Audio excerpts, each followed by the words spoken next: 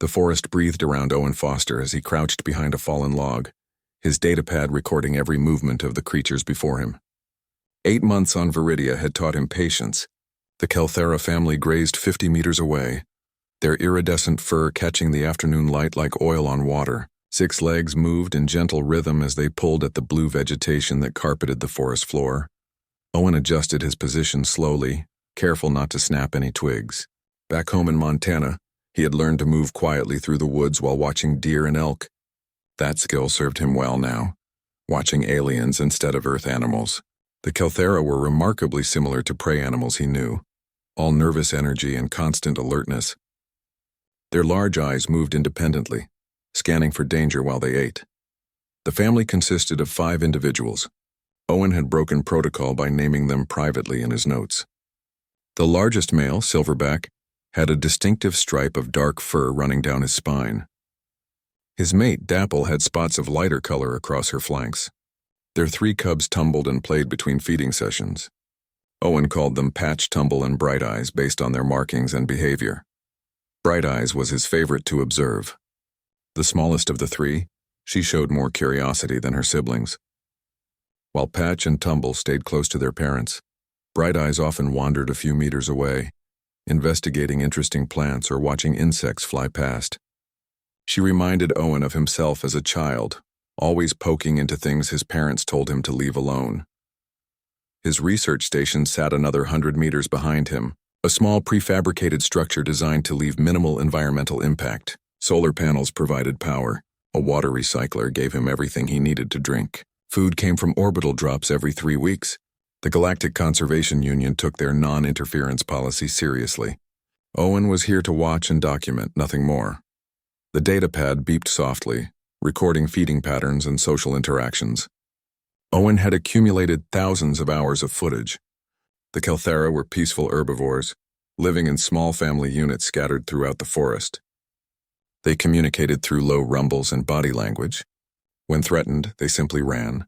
Evolution had given them speed rather than weapons. Silverback suddenly raised his head, ears swiveling. The entire family froze. Owen felt his own pulse quicken.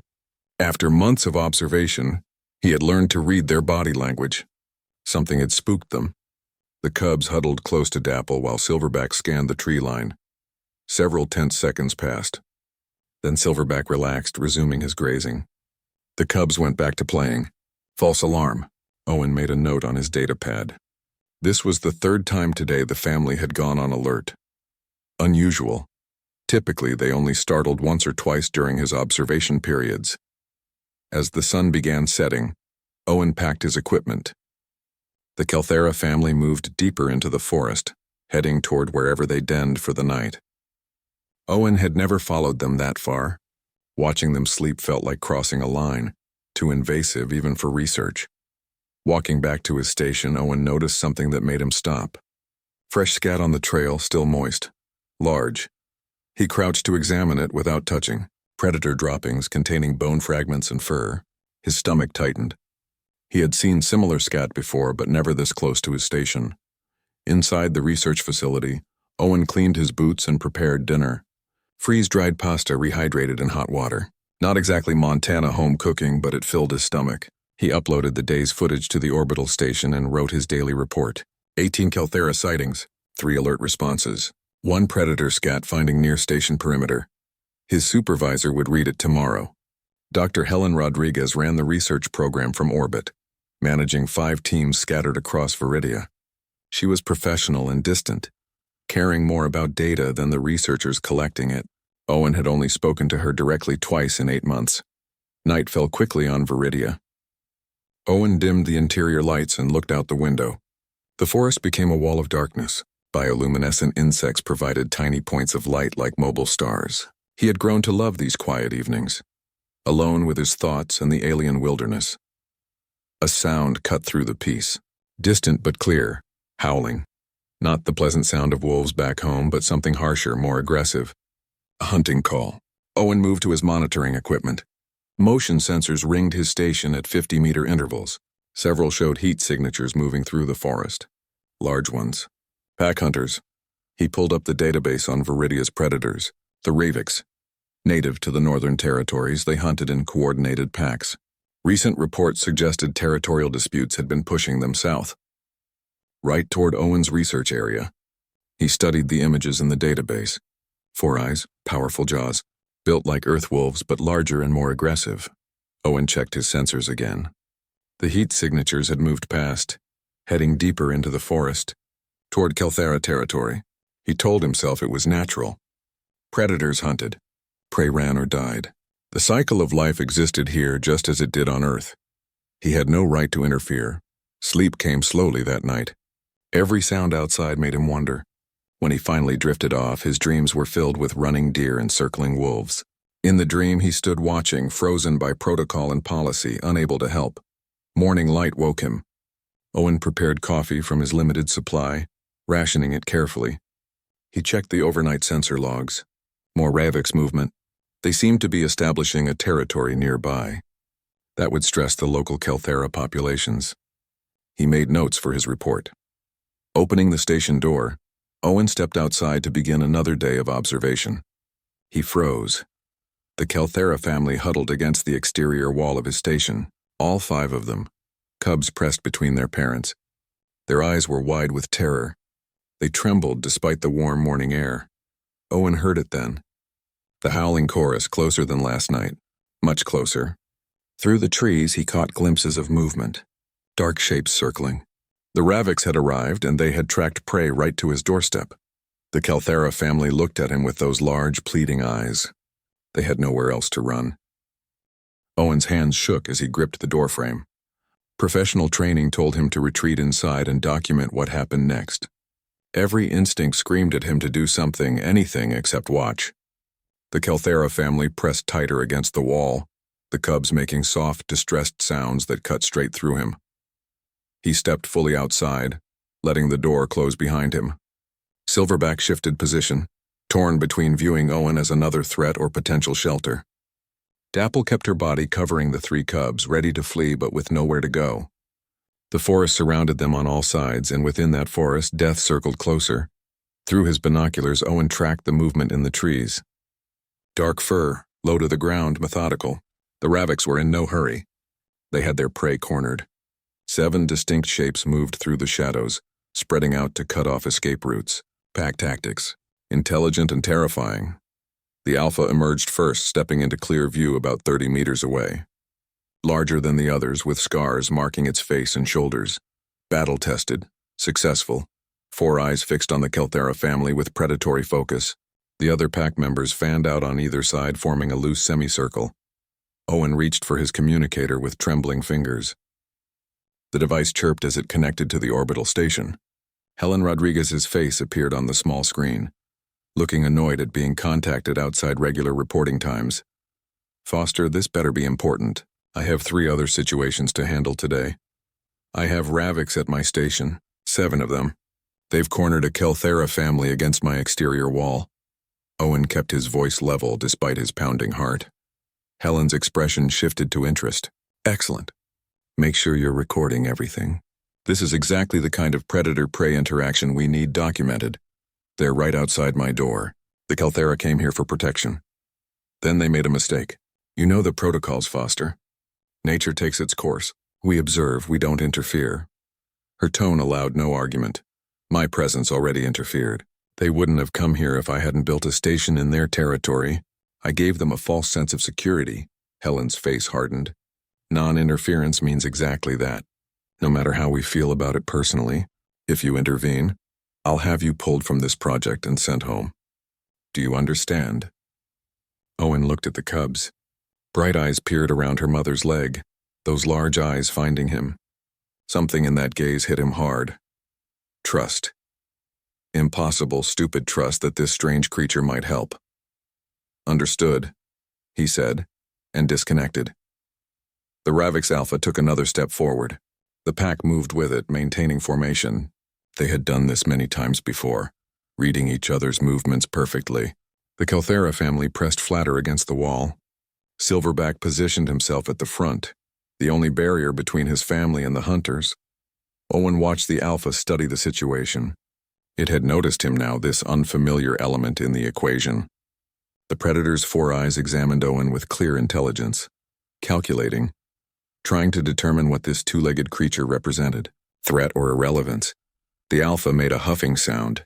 Two pack members broke from formation, rushing forward in a coordinated strike. Not a full attack, just a probe to test the prey's reactions. The Kelthera panicked immediately. Dapple tried to run with the cubs, but Tumble stumbled. The cub fell, crying out in fear.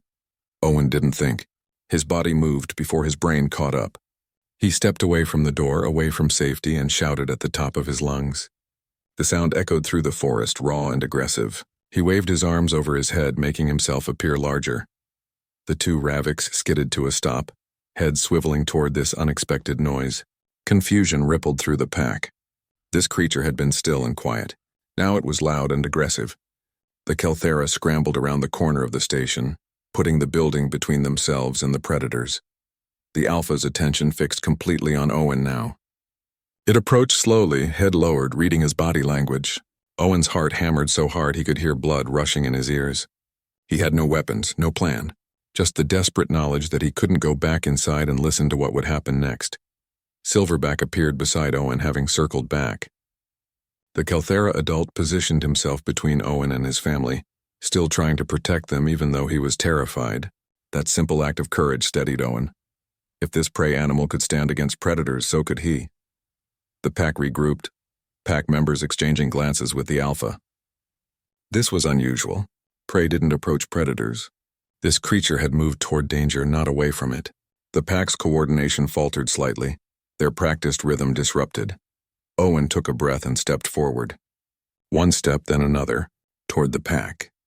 Every prey animal on Earth ran from predators. Every sane person avoided danger.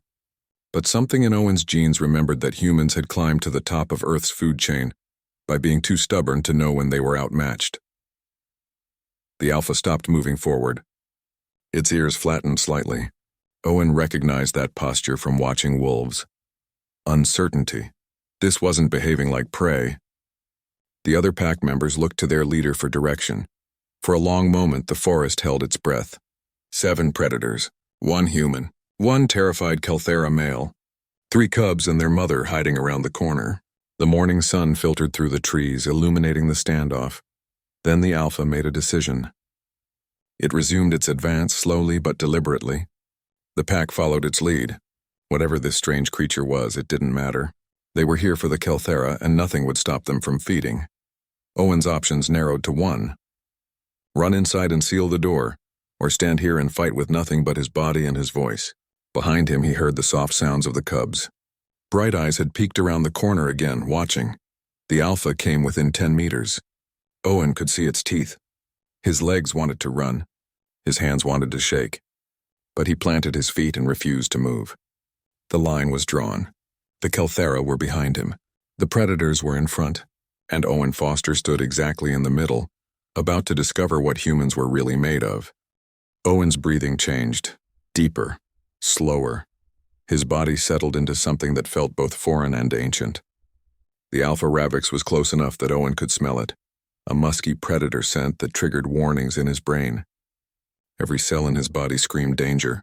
But beneath the fear, something else stirred, something that had kept his ancestors alive when saber-toothed cats hunted them.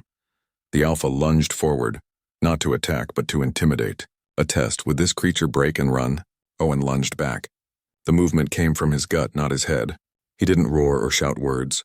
The sound that ripped from his throat was primal and furious, not quite human, not quite animal. Pure aggression distilled into noise. The Alpha stopped. Its ears flattened completely. All 4 eyes fixed on Owen with what might have been confusion. In the predator's experience, prey ran or fought with claws and teeth. They didn't charge forward, making insane noises. This broke the rules. Behind Owen, he felt rather than saw Silverback straightening up. The Kelthera male's terror remained, but something in Owen's display gave him courage. They stood together, 2 very different creatures united by the simple need to protect the helpless. A younger Ravix tried to circle around Owen's left side. Smart tactic. Divide his attention. Owen pivoted hard, swinging his arms in a wide arc. He stamped his foot against the ground, the thump carrying through the soil. The young predator hesitated, then retreated several steps. This was all wrong. Prey didn't act this way. Owen's hands found a fallen branch at his feet. He didn't remember bending to pick it up, but suddenly he held a weapon. Crude, about a meter long and thick as his wrist. His fingers wrapped around it until his knuckles turned white. The pack alpha growled, a sound that resonated in Owen's chest. A command to the others. 3 Ravix converged from different angles. A coordinated rush designed to overwhelm through numbers.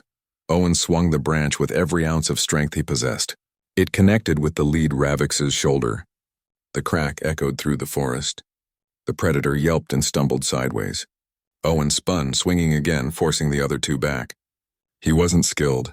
He wasn't graceful. He was desperate and wild and utterly committed to not yielding ground. The pack pulled back, regrouping. One of them limped slightly from Owen's strike.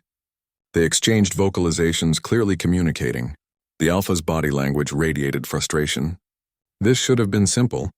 Instead, this bizarre creature had injured a pack member and showed no signs of backing down. Owen's arms already ached.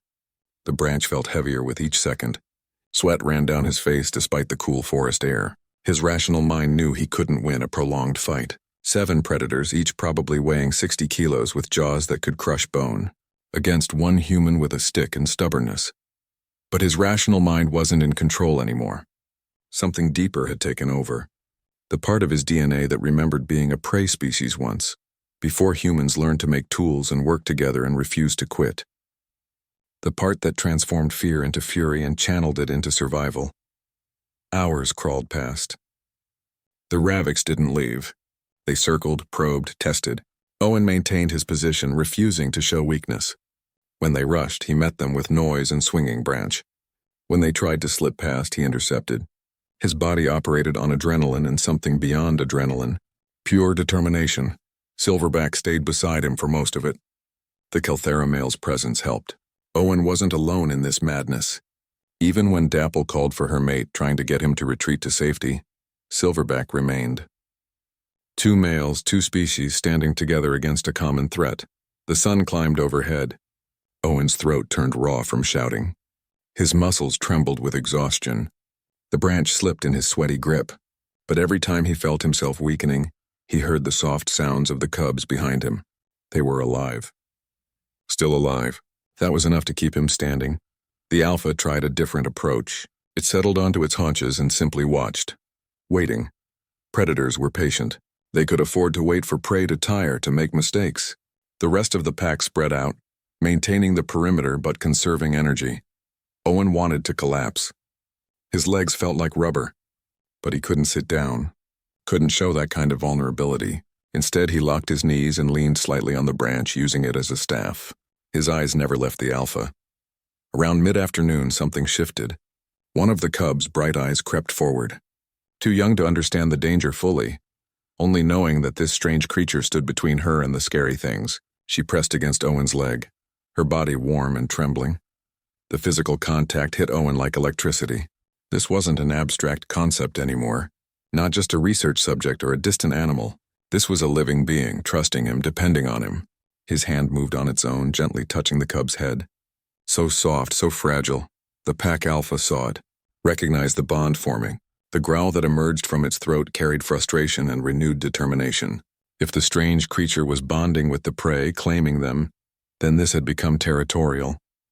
Pack versus pack, the alpha stood and advanced again. But this time, when Owen met its approach with a snarl, something in the sound was different. Lower. More threatening. The snarl of something protecting its own. The alpha's forward movement slowed. Night began falling. Owen knew this was when predators hunted best. Darkness was their ally. The Ravix would be faster, more coordinated, harder to track in the shadows.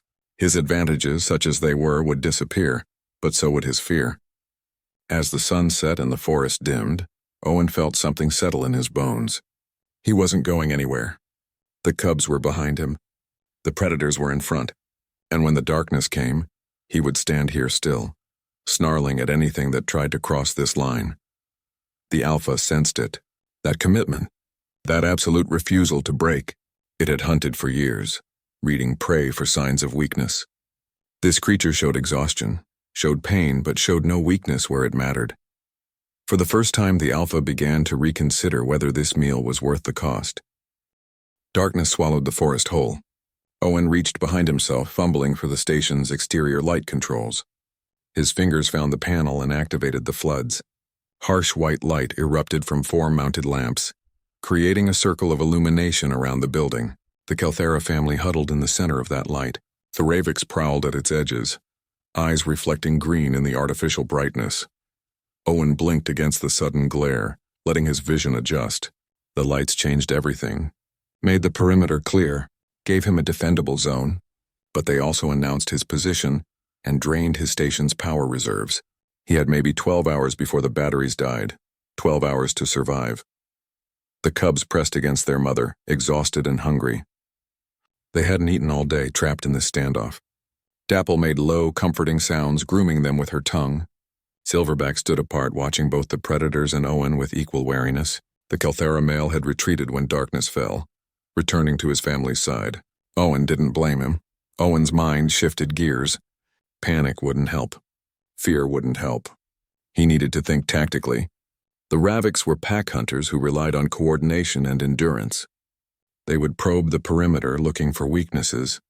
They would wait for him to tire, to make mistakes, so he needed to deny them that opportunity. Owen scanned his station's exterior. Equipment lockers lined one wall. He opened them quickly, pulling out anything useful. Emergency flares, spare tools, a portable generator, lengths of cable. His hands moved quickly, brain working through possibilities. He strung cable between equipment, creating trip hazards at ankle height. Not enough to stop a Ravix, but enough to slow them, make them cautious. He positioned spare equipment to narrow the approach angles, creating choke points. Basic fortification, the kind humans had been building since they lived in caves and feared the dark. The first rush came from the north.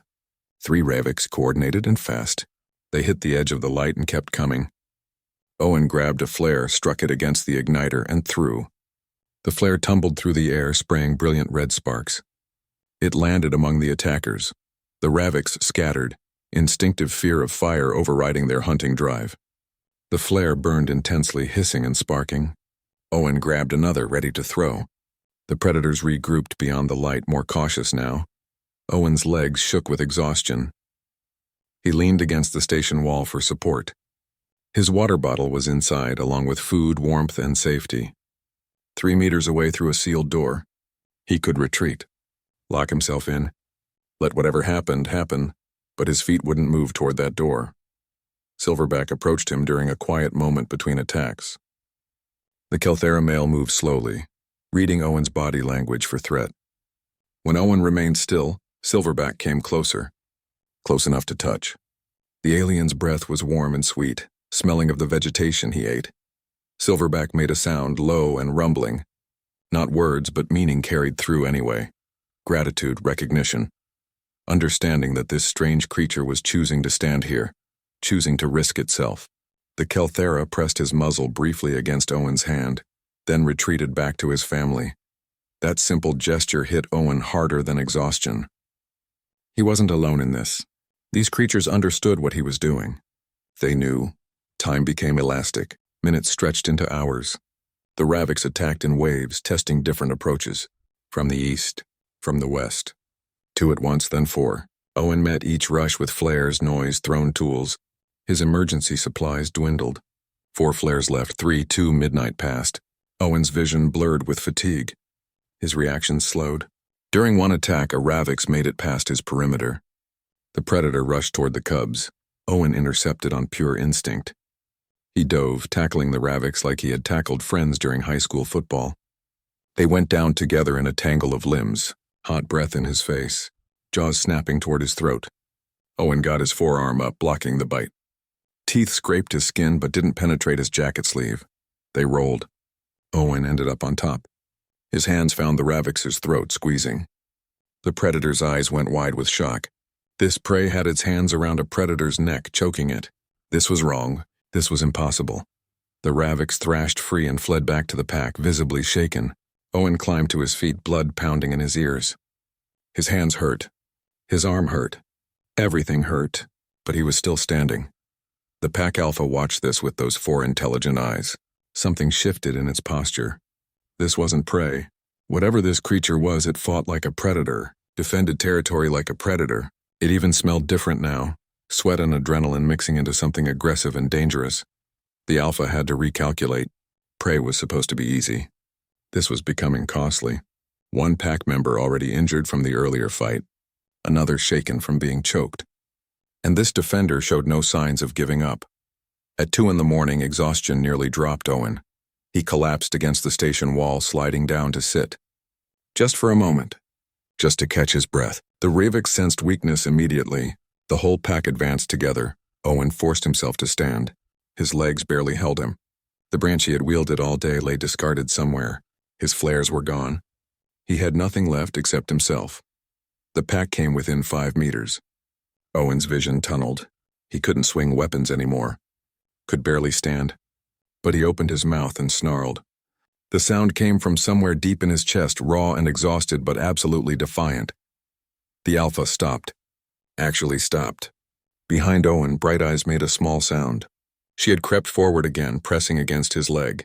Her small body trembled, but she had chosen to be beside him rather than hiding behind her mother. Owen's hand dropped to rest on the cub's head. This was why. This small, trusting creature. This was worth fighting for. Worth bleeding for. Worth standing here all night for. Dawn was still hours away. Owen had nothing left to fight with except his own body and the absolute refusal to move. But as the pack Alpha regarded him across the distance, Owen knew something had changed. The predator was learning what prey species across Earth had learned over millions of years. Humans didn't quit. First light touched the horizon, painting the sky in shades of purple and gold. Owen had watched countless sunrises on Veridia, but none as beautiful as this one. He had survived the night. They all had. The Kelthera family stirred from their huddled rest. The cubs were hollow-eyed and hungry but alive. Dapple began grooming them, restoring some normalcy to their terrified world. Silverback rose to his feet, shaking himself, and moved to stand beside Owen once more. The Kelthera male looked as exhausted as Owen felt. The Ravix pack had pulled back slightly as dawn approached, but they hadn't left. 7 dark shapes circled at the edge of the clearing, pacing, watching. The Alpha remained closest, its scarred face fixed on Owen with something that might have been grudging respect. Owen tried to straighten up and nearly fell. His legs had stiffened during the brief rest. Every muscle screamed. His right arm bore deep bruises from the earlier fight. Scratches covered his hands. His throat felt like sandpaper. But he forced himself to stand tall to show no weakness. The pack Alpha made a decision. It barked once, a sharp command. The entire pack responded, flowing into formation. This would be the final push. Either they broke through this defender's line now, or they abandoned the hunt. Predators couldn't afford to waste energy on prey that cost too much to catch. 7 Ravix charged simultaneously from different angles. A coordinated assault designed to overwhelm through numbers. No feints, no testing, just pure commitment to the attack. Owen's body moved on instinct. He had nothing left to fight with. No tools, no weapons, no tricks, just himself. He planted his feet and opened his mouth. The sound that emerged wasn't human. It was the roar of every human ancestor who had stood between their tribe and danger, the scream of a species that survived by refusing to accept death. The sound tore from Owen's throat with such force that it hurt. Raw, primal, furious. Every ounce of exhaustion, fear and determination packed into one defiant noise. His hands reached out, ready to meet the attack with bare fingers if necessary. The Ravix faltered. The coordination broke. Several peeled away instinctively. The Alpha plowed forward alone for 3 more steps before it too stopped. Owen stood there, chest heaving, hands still raised. Blood roared in his ears. The world seemed to slow down. The Alpha regarded him across the distance. 4 eyes studied this impossible creature that had stood its ground all night, that had fought with no natural weapons, that somehow projected predator signals despite being clearly not predator. Something passed between them. Recognition. The Alpha's ears flattened completely. Its body language shifted from aggressive to wary. In the animal world, certain truths transcended species. This creature would not yield. Fighting it would cost the pack. Maybe cost lives, and for what? Food that could be found elsewhere with less risk. The Alpha turned its head, breaking eye contact. In predator language, that was significant. An acknowledgement. Not submission, but a decision to disengage. The Alpha made a low sound, different from its earlier commands. The pack responded, moving back toward the tree line. One by one, the Ravix withdrew. They didn't flee. That would be weakness. But they retreated with deliberate dignity, conserving their pride while abandoning the hunt. Owen watched them go, hardly daring to believe it. The last Ravix, one of the younger ones, paused at the forest edge. It looked back at Owen, head tilted, studying, learning. Then it too disappeared into the shadows. Silence settled over the clearing. Owen stood frozen for several heartbeats, waiting for the trick, the ambush, the return. But the forest remained quiet except for normal morning sounds. Birds called. Insects buzzed. The Ravix were gone. Owen's legs gave out. He collapsed to his knees, then to his side, body shaking uncontrollably. Not from fear anymore.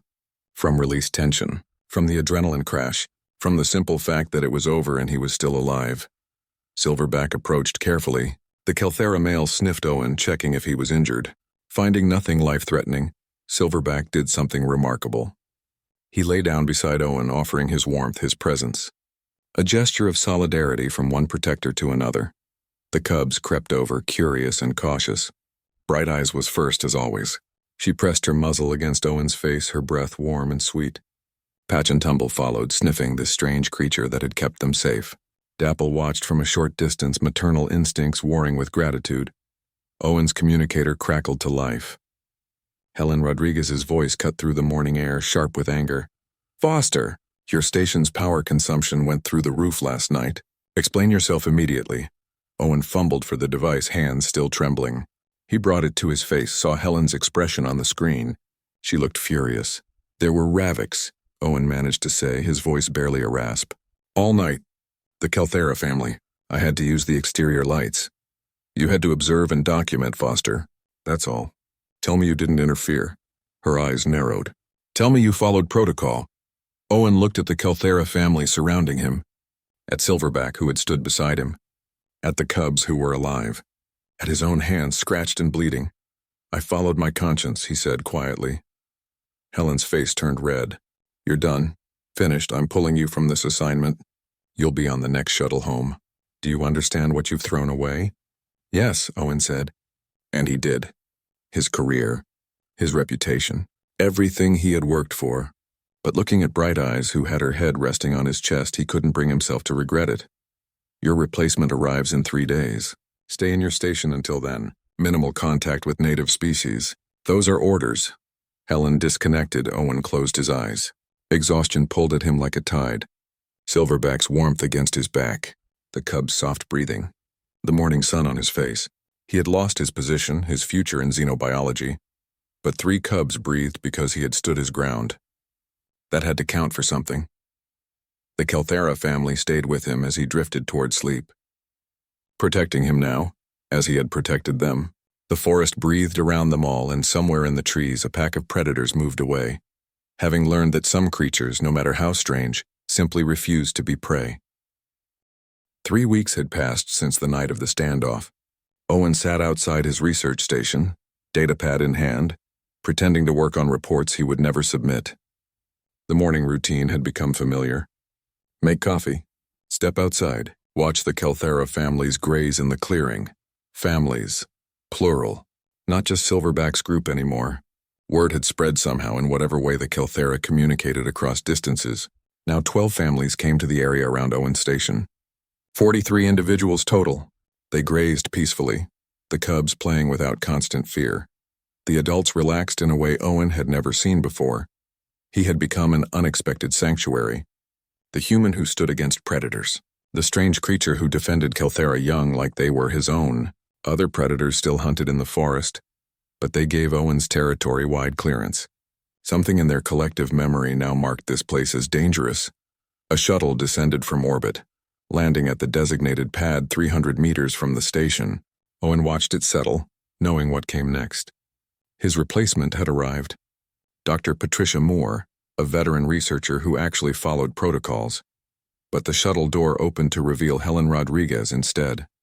Owen's supervisor stepped out, carrying a field case and wearing an expression he couldn't read. She walked toward him, studying the Kelthera families scattered across the clearing. Dr. Rodriguez, Owen said, standing. I didn't expect you to come down personally. Neither did I. Helen set down her case and looked around. 43 Kelthera in one location. That's unprecedented. They're normally solitary family units. They feel safe here. Safe near a human who violated every non-interference protocol we have. Helen's voice carried no anger now, just curiosity. Do you know what happened after I filed my report about you? Owen shook his head. The Galactic Conservation Union's review board watched the footage from your exterior cameras. Every minute of that standoff. Then they requested I come down here and investigate further. Helen pulled out a portable scanner, running it over the area. Other species want to understand what happened. Why you acted the way you did. I don't have a complicated answer. They needed help. I couldn't just watch. But that's the thing, Foster. Most species can just watch. Prey species protect their own young and abandon them when necessary. Predator species defend their territory and pack. But you protected unrelated aliens, risked your life for creatures that mean nothing to your genetic line. Helen turned to face him. That's not normal behavior by galactic standards. Bright Eyes approached Owen as they talked, pressing against his leg in her usual greeting. He absently scratched behind her ears. She made a pleased sound. There's a classification we use for particularly dangerous planets, Helen continued. Death worlds. High gravity, extreme conditions, abundant predators. Earth qualifies. Barely. What makes death worlds significant is how they shape evolution. Species that survive them develop traits that seem excessive elsewhere. You're saying I'm damaged by my environment? I'm saying you're adapted for it. Humans evolved on a planet that tried to kill them constantly. You developed endurance that exceeds most species, coordination that allows complex tool use. But more than that, you developed the ability to bond across tribal lines, to protect non-relatives, to form coalitions with anyone who shares your goals. Helen gestured at the Kelthera. Even aliens. A delegation of beings approached from the shuttle. Owen recognized different species. A tall crystalline centaurian, a furry multi-limbed Dorian, a sleek aquatic adapted Kelpin. They observed the scene with obvious interest. The centaurian spoke first, its voice musical and precise. The human Foster, we have reviewed your actions extensively. Your supervisors recommended termination. The board has decided differently. Owen's stomach tightened. I understand I broke protocols. Protocols designed for species that lack your particular traits, the centaurian said. We are learning that one-size-fits-all rules may not apply to Death World species. You saw vulnerable beings and protected them. This is admirable, if unusual. The Dorian researcher spoke next, its voice high-pitched. In our studies of Earth species, we find this pattern repeatedly. Humans bonding with other species, dogs, cats, horses, even other predators. You form families beyond genetic lines. This is your strength. It's also reckless, the Kelpin added, its voice bubbling. But sometimes reckless actions create positive outcomes. These Kelthera families thrive. Predation in this area has dropped by 70%. You've accidentally created a successful sanctuary. Helen crossed her arms. The board is proposing a new program. Conservation protection. Using humans and similar species as active guardians rather than passive observers. You would maintain protected zones for threatened species. I thought non-interference was absolute. It was. But we're learning that different species bring different strengths. Some observe well. Others, like you, protect well. The centaurian tilted its crystalline head. You're standing between predators and prey, that snarl you made. It's being studied across the galaxy. No prey species behaves that way. No predator wastes energy defending non-pack members. You're something unique. Owen looked at the Kelthera families, at Silverback, who grazed peacefully while his cubs played, at Bright Eyes, who trusted him enough to sleep against his leg, at the other families who had come seeking the same protection. What would this program involve? Field stations at critical conservation sites, small teams of humans and other suitable species, active protection against poaching, habitat destruction, and imbalanced predation. You would be rangers, essentially. Guardians. Helen pulled out a data tablet. It's a 5-year pilot program, high risk.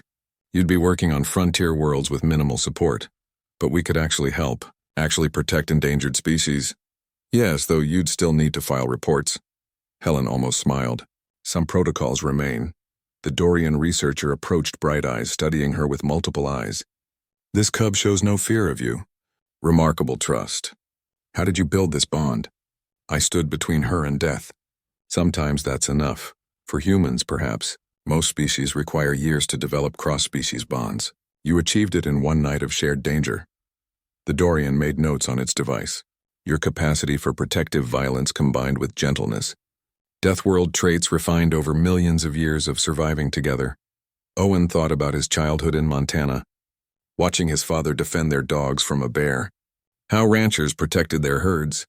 How humans throughout history stood between danger and those they chose to protect. It wasn't unique to him. It was human, I accept, Owen said. If I can stay here at this station, I accept. The Centaurian's crystalline body chimed softly. Agreed. You will be the first human conservation guardian. Others will follow if you succeed. Fail, and the program ends. No pressure then. Helen handed him the data tablet. You'll receive proper training, equipment, backup protocols. And Owen, try not to get yourself killed. Humans may be tough, but you're not invulnerable. The delegation returned to the shuttle. Helen lingered, watching the Kelthera families. You know what you've done here? You've changed how the galaxy sees humans. No longer just clever tool users. Now you're the species that stands between monsters and victims. The protectors. I just didn't want the cubs to die. That's exactly what makes you perfect for this. Helen headed back to the shuttle, pausing once. The galaxy needs more who can't just watch. Welcome to your new assignment, Guardian Foster. The shuttle lifted off, leaving Owen alone with his charges. Silverback approached, pressing his muzzle against Owen's hand. The Kelthera male had his own scars now from that long night. They matched Owen's. Owen sat down in the grass. Bright Eyes immediately climbed into his lap, heavy and warm. Her siblings joined, piling on until Owen disappeared under a mountain of iridescent fur. Their parents watched, unbothered. Trust complete. Somewhere in the forest, predators hunted. Life continued its brutal cycles. But here, in this clearing, peace existed because one human had refused to look away, had refused to let fear and protocol override what his heart knew was right. The sun climbed higher. The cubs fell asleep on Owen, trusting completely. And Owen Foster, the first human conservation guardian, smiled. This was what his species did best. They stood between danger and innocence. They snarled at monsters. They protected those who couldn't protect themselves. They were humans from Earth, that beautiful, brutal death world. And they had so much more to teach the galaxy about what it meant to care.